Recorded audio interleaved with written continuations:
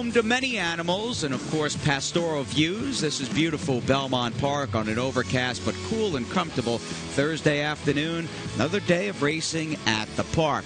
Massive facility. It's been here in Belmont, New York for over a century, and Richard Migliore and Jason Blewitt are glad you're with us. We'll spend far less than a century on MSG Plus tonight, about a half hour. It'll go by pretty fast, but this is one of the best times of the day as we have a big show lined up. Yeah, great show, some great racing. We saw maybe a promising 2-year-old coming from the usual suspect.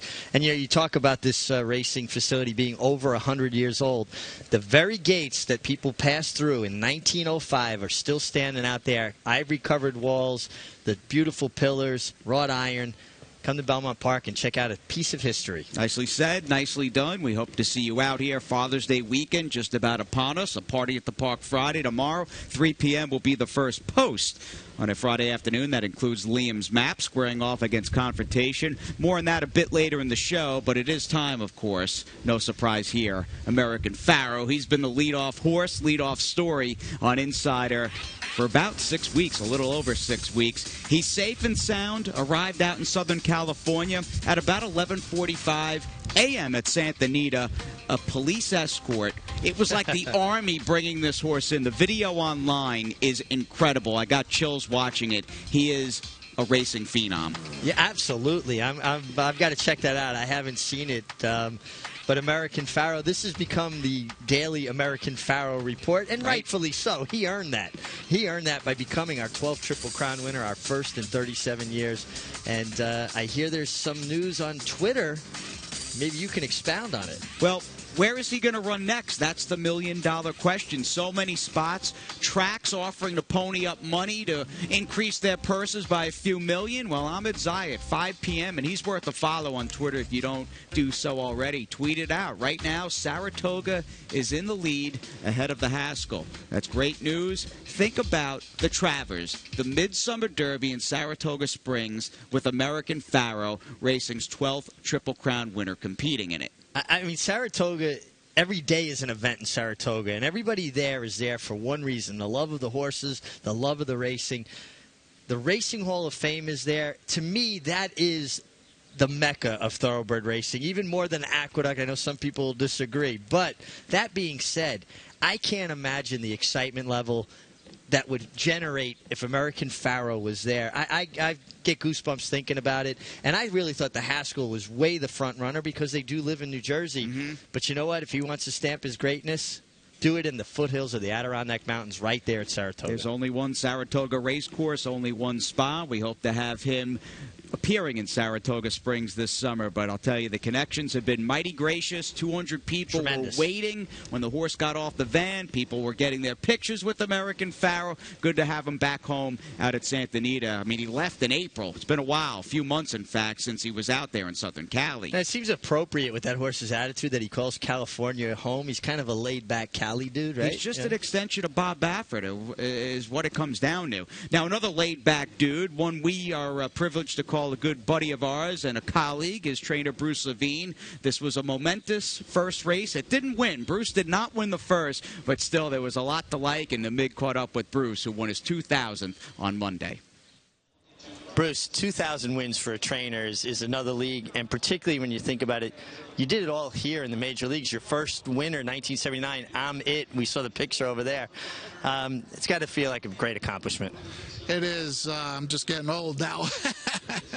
But, you know, you got to have the owners to support you for that many years and the help. You know, the grooms, the hot walkers, I mean, they're the backbone of the operation. You know, they're really the unsung heroes. You know, them and the horses. You know, it's without them, you're a zero. Well, it seems like you've had a lot of the same help with you for a long time, so that speaks about you as a boss. But I noticed one of your owners is here today, Roddy Valenti. How long have you been with Roddy? And it's kind of nice that he came down from Saratoga. Yeah, I told him don't drive down. It's going to be a short ceremony, but he made the trip from Saratoga down here and is, you know, getting on the road right after this. Really appreciate it. And, you know, how much can you appreciate, you know, being such a great owner since the 90s? You went to college, you got a degree in business before you became a horse trainer. While you were in college, were you still thinking about being a trainer, or was that something that came about later? No, I was always thinking about it. My parents made me go to college, just something to fall back on, but I knew I was destined for here. Can we count on 3,000 wins? I don't know about that. I'll try, but that's a long way. Congratulations. It was great riding for you when I was riding, and I'm just very proud of you. Congratulations. Thank you so much. Thank you. And I want to thank Naira, too, really. I want to thank them for the ceremony. Really do. Appreciate it. Congratulations. Thank you. He's one of the good guys, Bruce Levine. He is one, when you stop and think for just a second, 1979, his first winner at Aqueduct, and he has been a fixture at Naira on this circuit, winning races since then. It's incredible. You can't overstate how difficult that is to win on this circuit consistently and to get to 2,000 wins predominantly in the major leagues. And think about some of the big races he won. Coyote Lakes was a former claimer. He actually went back-to-back Gallant Foxes. I mean, I got to think that was one of his favorites. No question. And this horse could run as far as they wrote races, and he was a neat one over on the inner track back 15 years ago. Good old Coyote Lakes won the Gallant Fox 3 years in a row. It was a three-peat in the Gallant Fox. And then you have the other side of the coin, and maybe this is more Bruce Levine in the last decade or so, people sending him well-bred two-year-olds and Buddy Saint, who things didn't work out in the end, and he had an untimely demise. But Bruce showed his prowess developing a potential Kentucky Derby runner. Well, I think that's something that Bruce really has gotten overlooked with over the years, his ability to get horses ready to crack first time out. I won with a lot of first-time starters for Bruce over the years, and his ability to get young horses to develop. Obviously he kind of forged his reputation with claimers and developing them into stakes quality horses, but I think he's done a remarkable job with young horses. I think just a guy that doesn't have a chink in his armor. He's just well-rounded horseman that can do anything. All right, got a little choked up there talking to you. I like seeing the emotion with Bruce. He really is one of the good guys. Glad we caught up with him on tonight's Insider. Good job with that interview, Mig. In fact, you'll be getting close to another top trainer in a few moments. We will hold the suspense, though. Let's see what happened out on the racetrack in case you have not seen Thursday's second race. This looked like a loaded 2-year-old filly maiden special weight for mid-June at Belmont. Saratoga beckons, and here's Larry Colmus from the gate. They're off.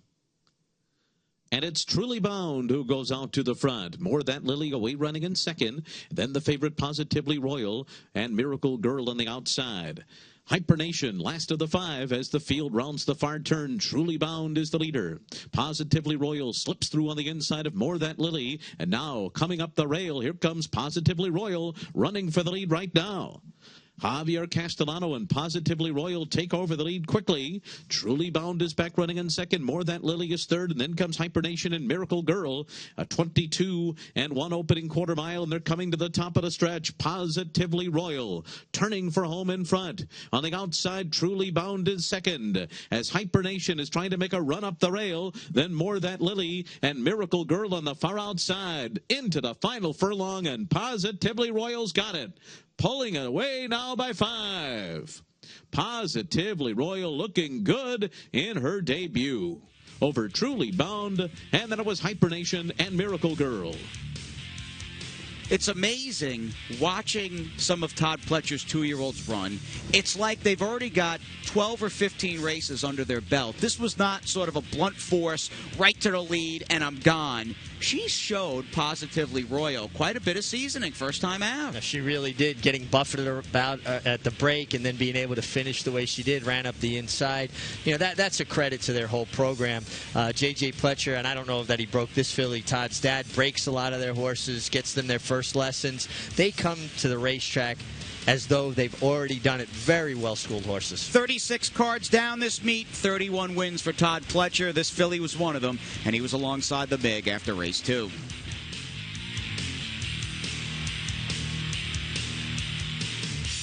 Todd, Positively Royal looked like it took her about 60, 70 yards to find her stride, but when she made that bold move on the inside, it was basically over. Yeah, I was watching the head-on. She kind of got squeezed from both sides at the break, and Javier kind of sat waiting for a spot. It looked like the rail opened up, and he was able to, seize that opportunity. She's a filly that's trained like she could be kind of special. I'm sure you like to see that. Not where they just go right to the lead. They actually have to overcome some adversity. Kind of helps build a career, doesn't it? Well, it's what I said to Javier in the paddock. Let's first of all win, but let's try to teach her something if we can. And we think she's a filly that she's really well bred, should stretch out and try to learn something hopefully while we're doing it. Got to ask you, it's a Thursday afternoon. You got a really nice suit on. Is that because you were kind of telling us this filly was good? Well, the Mathises flew in from Oklahoma to see her run, and we're going to have lunch up in the trustees' room, and so I was hoping for a good effort from her. Well, I think the angle is just look for Todd Pletcher in the suit. Congratulations. Thank you. Thank you.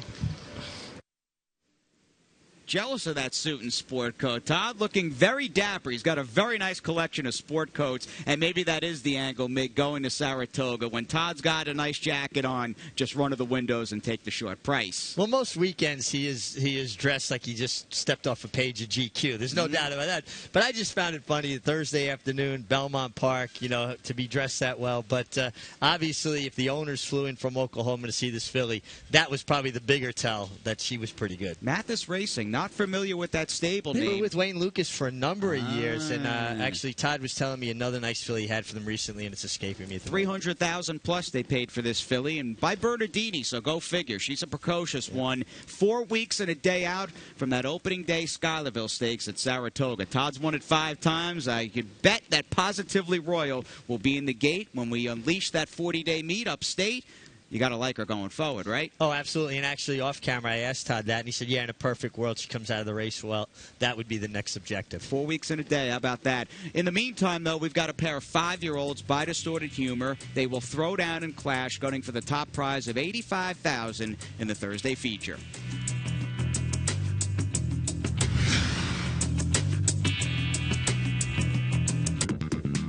They come from far and wide, a long-standing family tradition with many families. Father's Day at beautiful Belmont Park this coming Sunday, June 21st. Plenty of events in addition to the top-class thoroughbred racing planned for Dad.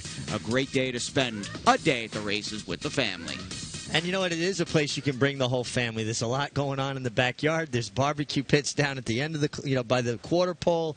And just a great day to come out, celebrate Father's Day, and allow Dad to wager a little bit. Yeah, we want Dad to go to the windows, take the rubber band off, and send it in. Sounds pretty good, and enjoy some of that Knob Creek bourbon tasting. We'll have it in the backyard, and the backyard is waiting for you all weekend long at the Big B. Race number 6 is waiting for us, though, in the meantime. Larry Culmus from the gate, start of Thursday's late pick 4. Big and Toasty on the inside, and Skatka Paid from the far outside. These two, with Paris Bikini 2 lengths behind them, away running in 3rd position. After that comes Lady of Victory, just enough. Just one of a kind to the outside, and My Caramia coming up the rail. And then it's back to Thieves Guild and Jolene at the back of the field. Big and Toasty, 3/4 of a length ahead of Skatka Paid as the field races for the turn at 22 and 4 first quarter. Paris Bikini continues to race 3rd, 3 lengths off the lead. Then it's Lady of Victory in 4th, just one of a kind 5th on the outside. Then My Caramia, Thieves Guild right behind them and beginning to gain ground with 5 lengths to make up. Thieves Guild splitting horses and on the move, and then comes Jolene, and they're coming toward the top of the stretch. And it is Big and Toasty turning for home in front.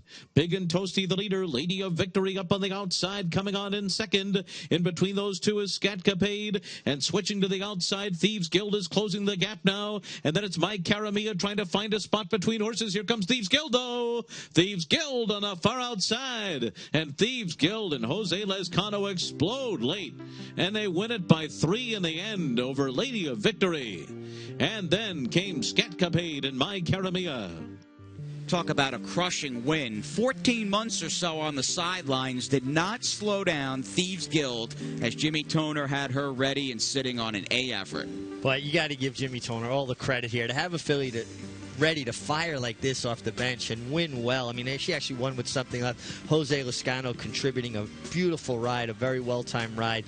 Jimmy Toner probably doesn't get the credit he deserves. He's been winning races for as long as I can remember, a tremendous horseman. Medaglia d'Oro filly, and there was nothing nefarious about Thieves Guild. They bet her down early. She was basically 2-1 from the opening flash to the close of the betting in race number 6, and that strong tote support, it worked out. The smart money was the right money beneath Jose Lozcano. Race number 8 is the Thursday feature. It was our last race today on the main track.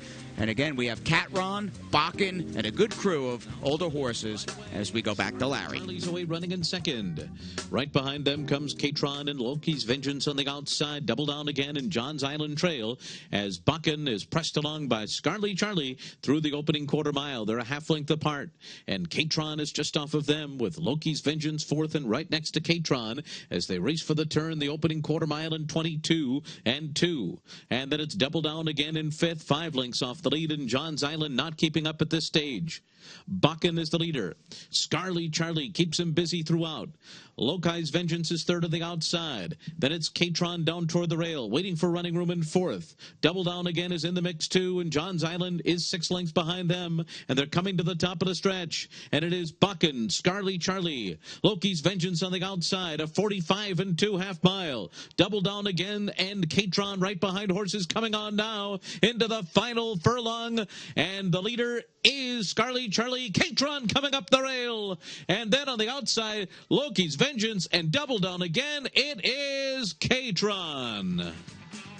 Scarly Charlie, and then Loki's Vengeance, and double down again. Basically a pocket trip, inside run. Catron, no rust off the bench. Another year-plus layoff, Mig, that won in today's late pick 4. This is the day of the layoffs, and you got to give these horsemen a lot of credit to be able to have horses ready to fire like this off the bench. Todd Pletcher, Catron comes back at 6. He's undefeated now at 6 furlongs. He has stretched out successfully, but, boy, got a great ride, too, from Javier Castellano. It's interesting. I think he was trying to follow Bakken, who, appeared on paper to be live cover. Bakken backed up, and he was able to slide into his spot. Everything worked out. 5-year-old son of Distorted Humor, a homebred for the Joneses. We'll see if he can stay healthy and on the racetrack. And Todd's got a number of top handicap horses.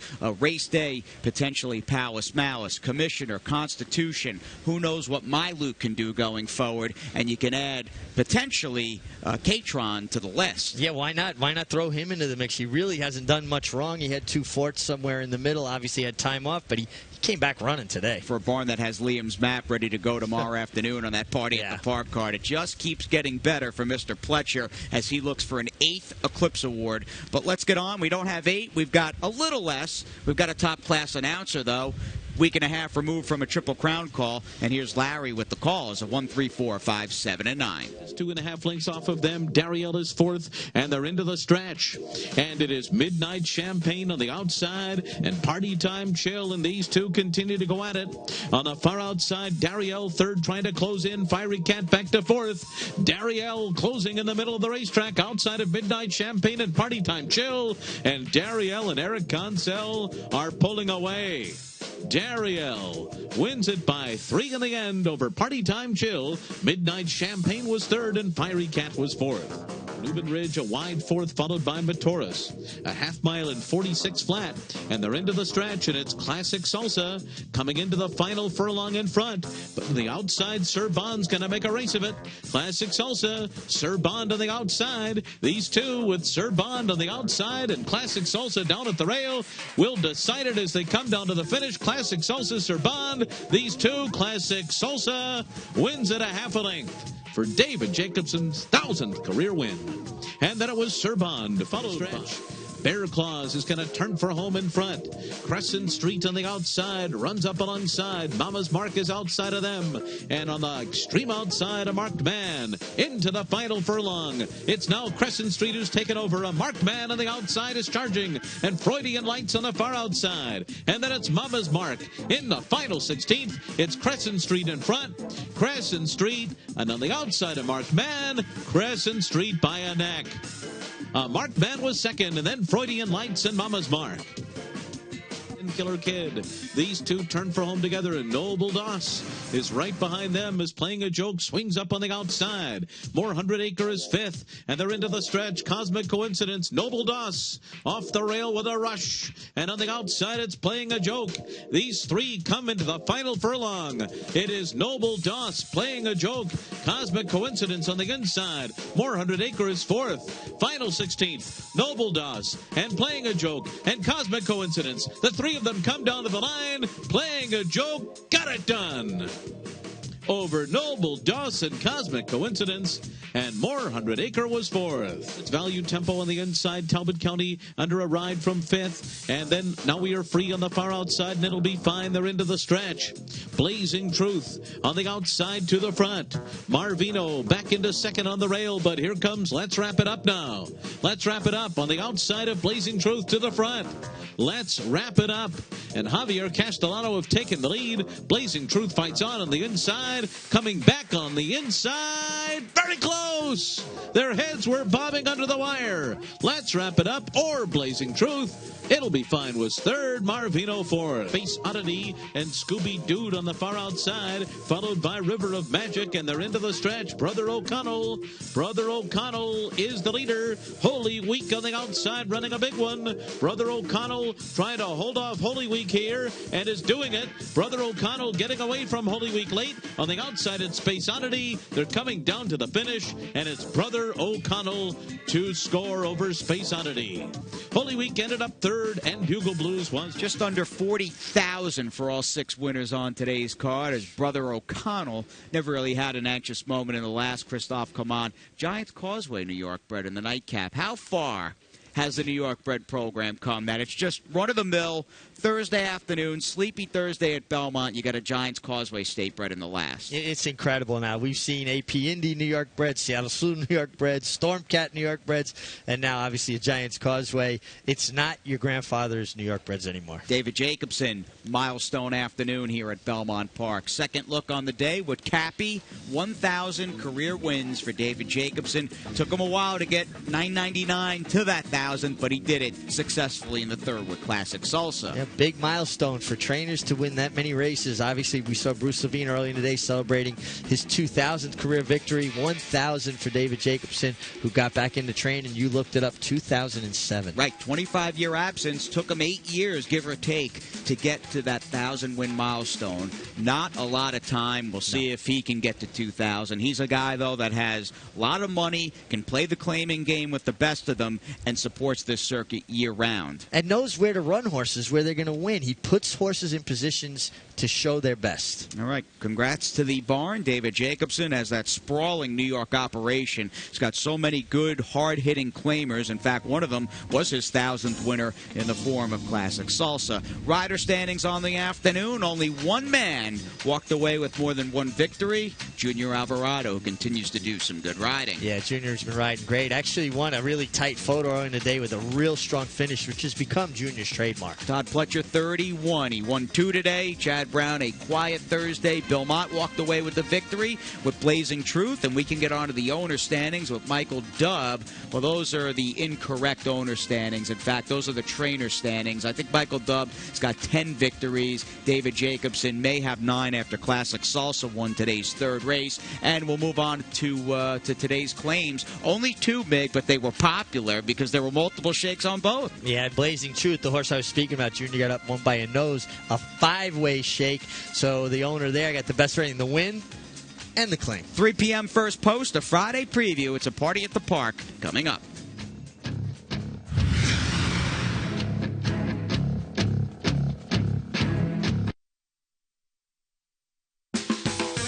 Sealed main track, ready for Friday training. I'll be sleeping at around 5 a.m. when those horses hit the Friday Big Sandy to stretch their legs, but I will not be sleeping through the Friday afternoon program that gets underway at 3 p.m. Some top-class thoroughbred racing, Mig, at Belmont, and a little Elton John cover band. Sounds pretty good. Yeah, sounds good. Will we be able to hear that from up front here, or we'll have to take a walk to the back? We may have to take a walk after we say goodnight on tomorrow night's show, and we hope everybody out there tunes in, or at the very least sets the DVR, because Party at the Park not to be missed. And one of the main reasons, race number 6, which is a high-priced optional claimer, $100,000 tags, and we get the reemergence in the Big Apple of Liam's Map, who I've been a fan of since day one, and just wish he could stay around and stay a bit sounder. We'll keep our fingers crossed because he's a sensational talent. This horse has every race improved, been more impressive start after start, even in the Harlan's Holiday, where he finally had a show that he could battle. He battled Valid, who we know is a tough old campaigner. And a tough 5-year-old by the late Warpass, Confrontation, who's been tangling and battling some very good horses. Well, the first name that jumps off the page at you is Tonalist. I mean, Valid's in there too, beat him, pants on fire. He has been running against the nuts. I'm sure they thought, wow, we're going to drop into this allowance race, get a little class relief, and then you pick up the overnight and you see names including Liam's Map. Right, as Liam's Map hopes to prep for the Whitney handicap. North Slope, one of your favorites. He was pretty good over the wintertime. He'll really get the acid test at around 5 p.m. tomorrow. Yeah, well, actually, it's I guess it is 5:35 tomorrow with the late post. But North Slope, I think he's a better two-turn horse. I don't know that he wants these horses around one turn. He's going to have to show me. And who's going to show us now? Winning Exacta Box, Maggie Wolfendale back from her honeymoon. She's alongside Andy Serling. Race number 8, 20-7. Here's who to check out. Thanks a lot, guys. Well, I thought there were a lot of races, actually, on Friday's card that we could have found some horses that might be prices and a lot to choose from, which hopefully bodes well. The race I'm going to focus in on is the 8th race.